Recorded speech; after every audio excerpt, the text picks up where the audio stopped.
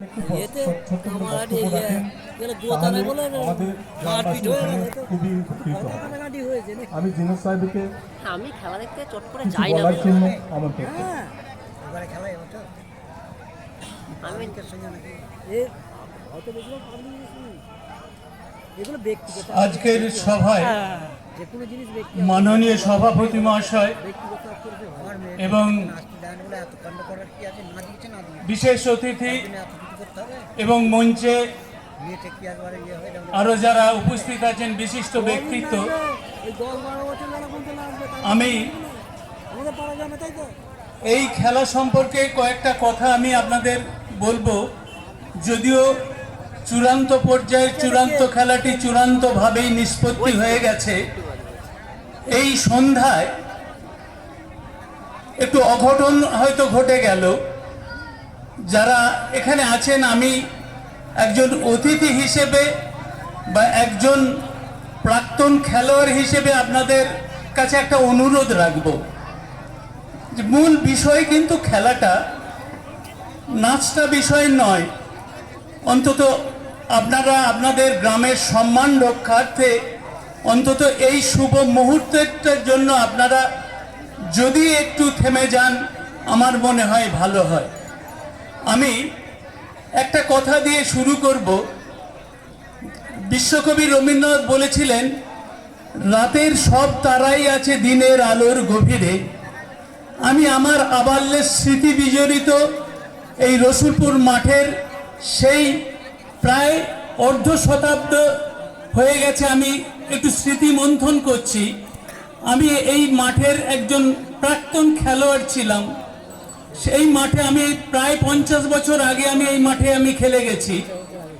সেই মাঠে আমার অত্যন্ত ভালো লাগলো এবং আমি গর্ব অনুভব করছি, এবং তার সঙ্গে সঙ্গে রসুলপুর গ্রামের প্রত্যেকটা মানুষকে আমি ধন্যবাদ জানাতে চাই এই জন্যে যে আমি এসেই দেখলাম ওইখানে একটা কার প্রতিকৃতি। আমি জিজ্ঞেস করলাম এটা কার প্রতিকৃতি, বলে এটা আমাদের বৈদ্যনাথ মণ্ডল সাহেবের প্রতিকৃতি। আমি বোধহয় এই দক্ষিণ দামোদরে এইরকম একজন খেলোয়াড় অনুরাগী এবং নিজে মাঝে মাঝে খেলেওছেন সেই মানুষটার একটা খেলার মাঠে তার প্রতিকৃতিটা বসানো হয়েছে। এই জন্য আমি আমার অন্তরের অন্তঃস্থল থেকে তাদেরকে আমি ধন্যবাদ জানাবো যে এই প্রতিকৃতিটা তৈরি করার জন্যে। এটা বোধহয় ইদানিং কালে দেখা যায়নি এইরকম একটা, যে একজন আদর্শ মানুষকে, একজন আদর্শ খেলোয়াড়কে, একজন আদর্শ ফুটবল প্রেমিককে যে এইভাবে বাঁচিয়ে রেখেছেন। আপনারা মাঝে মাঝে শুনছিলেন না, তার আত্মা চলে গেছে, কিন্তু তিনি এই সমাজের মধ্যে, ফুটবল খেলার মধ্যে তিনি আজও বেঁচে আছেন, মানুষের হৃদয়ে বেঁচে আছেন। আমি সেই বদ্রীনাথদার কথা, আমি যার সান্নিধ্যে এখানে এসেছিলাম, খেলেছিলাম, সেই মানুষটাকে জানি। এবং আমি আমার আরও কয়েকজন বন্ধুর কথা বলবো, যাদেরকে আমি একজনকে অর্থাৎ চিত্তকে আমি দেখতে পেলাম না, মানে চিত্ত আর এহকালে নেই, সে চলে গেছে। সোনার সঙ্গে আমার দেখা হলো, যারা আমার সাথী ছিল, তাদের সেই ক্রিয়ানৈপুণ্য এখনকারের ছেলেদের আমি বলে বোঝাতে পারবো না। সেই ফুটবলের যে একটা শিল্প, সেই শিল্প তাদের মধ্যে ছিল। সেই শিল্প এখন আমি খেলার মধ্যে, এখন বর্তমান যারা খেলছেন সেই ভাইরা হয়তো আমার সমালোচনা করবেন। সেই খেলা, এই যে খেলা সারাদিন ধরে আমি খেলাটা দেখলাম, কিন্তু একটা সেরকম কোনো থ্রু পাস বা একটা কনস্ট্রাকটিভ ফুটবল যেটাকে আমরা বলি, আমরা বিশ্বকাপ দেখছি, কিন্তু সেই এটাতে আমরা দেখতে পাচ্ছি না। একঘেয়েমি খেলা, এত বড় একটা মাঠ, সবাই যেন সেই এক জায়গায় সেই জড়ো হয়ে যাচ্ছে, পাকিয়ে যাচ্ছে, যার ফলে দুটো সেমিফাইনালে যে দুটো টিম হেরেছে, সেই দুটো টিমের কথা বলি। আজকের দিনে এই দুটো টিম সবচেয়ে বেস্ট টিম ছিল আমার ধারণা অনুযায়ী, কারণ সেই দুটো টিম কিন্তু সেই ফাইনালে হেরে গেছে। কারণটা কি বলি? কারণটা হচ্ছে যে তারা এত সুন্দর খেলছিল, অর্থাৎ গোল মুখটাকে ওপেন করা, গোল মুখটা খালি, শেষ কথা তো গোল, যতই ভালো খেলুক না কেন, শেষ কথা গোল। তারা সেই গোল মুখটাকে, তারা খেলাটাকে এত বেশি কাটাকাটি করে খেলাটা দেখতে ভালো লাগছিল, কিন্তু তাদের নিট লাভ কিন্তু কিছু হয়নি, যার ফলেতে তাদের সেমিফাইনালেই বিদায় নিতে হয়েছিল।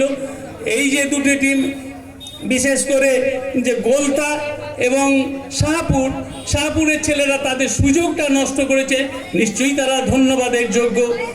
এবং গোলতা, তাদেরও ধন্যবাদ দেওয়া এই জন্য উচিত, 8টা টিমের মধ্যে তারা দ্বিতীয় টিম হিসেবে পরিচিত হয়েছে। সুতরাং এই খেলা অত্যন্ত উপভোগ্য হয়েছে বলবো, কারণ ইদানিংকালে এখন খেলা একটা খরা চলছে। এই অবক্ষয়ের যুগে ফুটবলটা একরকম উঠেই গেছে। আপনারা, আমার বাড়ি রায়নার দুটো বিশাল বিশাল মাঠ আছে, সেই মাঠ এখন কি বলবো, গরু চড়ে বেড়াচ্ছে। যে ছেলেগুলোর খেলার কথা, ফুটবল একটা বাঙালির সেরা খেলা ফুটবল, যে ফুটবলটা খেলার কথা সে খেলা আর নেই, এখন মাঠে গরু চড়ছে। এই মাঠটায় দেখুন, এই মাঠটা আপাতত দৃষ্টিতে মনে হচ্ছে মাঠটা খুব সুন্দর। আমার প্লেয়ার ভাইরা নিশ্চয়ই আমার কথাটা সমর্থন করবেন কিনা জানি না, যে এই মাঠে এত উঁচু উঁচু হয়ে আছে, বল রিসিভ করা বা বল এত বাম্পস করছে যে খেলাটা অত্যন্ত মুশকিল ব্যাপার।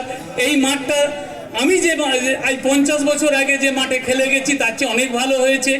আমি বলবো রসুলপুরের মানুষের কাছে আমার একটা আবেদন থাকবে, আপনারা ওয়ান ডেটাকে বাদ দিয়ে যদি আপনারা একটা টুর্নামেন্ট চালান, তাহলে মনে হয় এই খেলোয়াড়দের তাদের যে শিল্পী আনা সেটা কিন্তু আমরা দেখতে পাবো। অর্থাৎ 1 ঘন্টা বা 60 মিনিট 70 মিনিট এই যদি খেলাটা হয় আরও ভালো হবে। এই ওয়ান ডেটার পক্ষপাতী আমি নই, কারণ এই 10 মিনিট 5 মিনিট মধ্যে একটা খেলোয়াড়ের কিছু মূল্যায়ন করা যায় না, বা তারা এই বারবার খেলবে সে এমন খেলাটাও হয় না। যাই হোক, এই মাঠটাকে যদি আরও ভালো করে সংস্কার করেন, ভালো ভালো টুর্নামেন্ট চলতে হবে ভাই। এই অবক্ষয়ের যুগে আজকাল মোবাইলের আসক্তি এত বেড়ে গেছে যে ছেলেরা, একটা বাচ্চা ছেলে, এটা আমার বাড়ি তো, একটা বাচ্চা ছেলে, তাকে খাওয়াতে হবে মোবাইল দিয়ে, মোবাইলটা না দিলে সে খাবে না। মাও দেখছে আমি একটু টিভির সামনে যাব, ওকে মোবাইলটা ধরিয়ে দিল, ও মোবাইলের মধ্যে মত্ত রইল, মা যে দিব্যি টিভি দেখছেন। হ্যাঁ, অথচ এই মায়েরাই তাকে ইঞ্জিনিয়ার করতে চান, ডাক্তার করতে চান, কিন্তু মায়ের যে ভূমিকা, ওই মোবাইল দিয়েই বোধহয় ভূমিকাটা শেষ করতে চাইছেন। তাই বলবো, মাঠের দিকে আসুন। আমি স্বামী বিবেকানন্দের কথা এবং কয়েকটা উক্তি করে আমি আমার কথা শেষ করব। যদিও সারাদিন খেলার মধ্যে এখন বক্তৃতার সময় নয়, কারো শুনতে ভালো লাগবে না, তবুও স্বামী বিবেকানন্দ বলেছিলেন, you will be near to heaven through the football than through the study of Gita. তিনি অবশ্য গীতা পড়তে বারণ করেননি, মানেটা যেন ভুল করবেন না কেউ। তিনি গীতা পড়তে বারণ করেননি, ফুটবল খেলতে বলেছেন। কিন্তু গীতা পড়তে হলে যে শরীরটাকে সুস্থ সবল রাখতে হবে, তবে গীতার অধ্যয়ন করা বা গীতার মানে বোঝা তার পক্ষে সহজ হবে, সেটা বোধহয় আমরা ভুলে গেছি। আর একটা কথা বলি, আমাদের ফিজিক্যাল এডুকেশনের একটা কথা বলে, play is necessary to the child as food, as vital, as indispensable as air. আলো বাতাস, খাবার দাবার যেমন একটা শিশুর প্রয়োজন, একটা খেলাধুলো অত্যন্ত একটা শিশুর প্রয়োজন। সেই শিশুর খেলাধুলো আজকে তো খেলা বিমুখ হয়ে গেছে, মাঠগুলো তো শ্মশানে পরিণত হচ্ছে। এখন সবাই ডাক্তারের শরণাপন্ন হচ্ছে। ডাক্তার বলছেন যাও মাঠে যে ঘুরে বেড়াও, মাঠে ছুটে বেড়াও, এই মর্নিং ওয়াক করো, ডাক্তার এইটা প্রেসক্রাইব করছেন। কিন্তু এখন মানুষ সেই মোবাইল, সেই টিভি, এই নিয়ে আমরা বসে আছি। আসল কথা কি, আমরা এটাকে বহন করে গেলাম, এটাকে আমরা বাহন করতে পারলাম না, যেটা বিশ্বকবি রবীন্দ্রনাথ ঠাকুর বলেছিলেন। খেলাধুলোর ক্ষেত্রেও তাই আমরা টিভিতে বিশ্বকাপ দেখছি, কিন্তু আজ আমরা ভারতবর্ষ 150 কোটি দেশের মানুষ, আমরা বিশ্বকাপে আমাদের খুঁজে পাওয়া যায় না। লেন্স দিলেও আমরা দেখতে পাওয়া যাবে না। যদি কোনোদিন আমাদের সৌভাগ্য হয় যে বিশ্বকাপ এই ভারতবর্ষে হবে, সেদিন হয়তো কনসোলেশন প্রাইজের মতো ভারতবর্ষ একবার হয়তো খেলার মাঠে নামতে পারবে। তাই এখানে যারা উপস্থিত আছেন তাদের আমার অনুরোধ করব যে আপনারা আগামী দিনের কথা ভেবে যদি খেলাকে আপনারা বাঁচাতে চান, যদি ফুটবলকে বাঁচাতে চান, আপনাদের ছেলেদেরকে আপনারা মাঠে পাঠান। এই মাঠ একদিন আপনার ছেলেকে সুস্থ সবল করে তুলবে।